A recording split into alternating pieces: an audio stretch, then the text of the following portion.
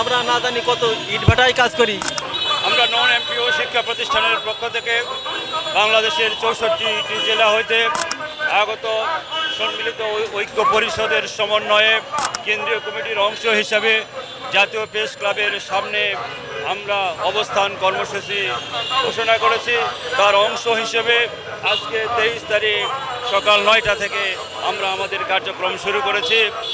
আমরা মূলত বিগত 20 বছর থেকে নন এমপিও শিক্ষা প্রতিষ্ঠান কোনো এমপিওভুক্ত করা হয়নি, যার ফলে আমরা বৈষম্যের শিকার।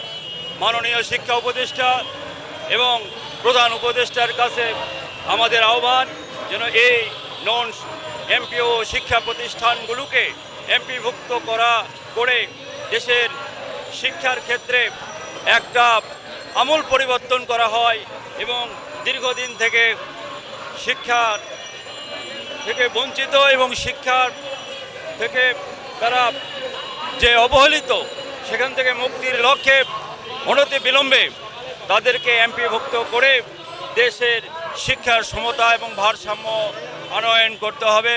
এই আশা ব্যক্ত করে সকলের সুস্বাস্থ্য দীর্ঘায়ু কামনা করে নন এমপিও শিক্ষা প্রতিষ্ঠানগুলো যেন এমপিভুক্ত হয়।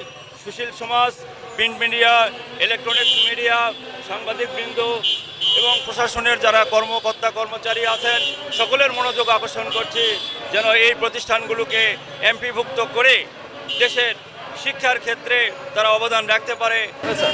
আমরা আজ 18 থেকে 20 বছর ধরে কত কষ্ট করে মানবতার জীবনযাপন করছি। আমরা না জানি কত ইটভাটায় কাজ করি।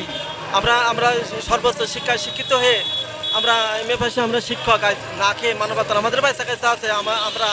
আমরা যখন স্বীকৃতি আমরা যখন কলেজে ঢুকি সেই সময় থেকে আমরা আশা করি যে এই শিক্ষা প্রতিষ্ঠানটা হবে কোনো আশা মানে শিক্ষা প্রতিষ্ঠানটা হয়ে রেখেছে, এমনি হয়ে রেখেছে, একাডেমি স্বীকৃত হয়েছে, কিন্তু সেই প্রতিষ্ঠানটা কোনো এমপিভুক্তি করা হয় নাই।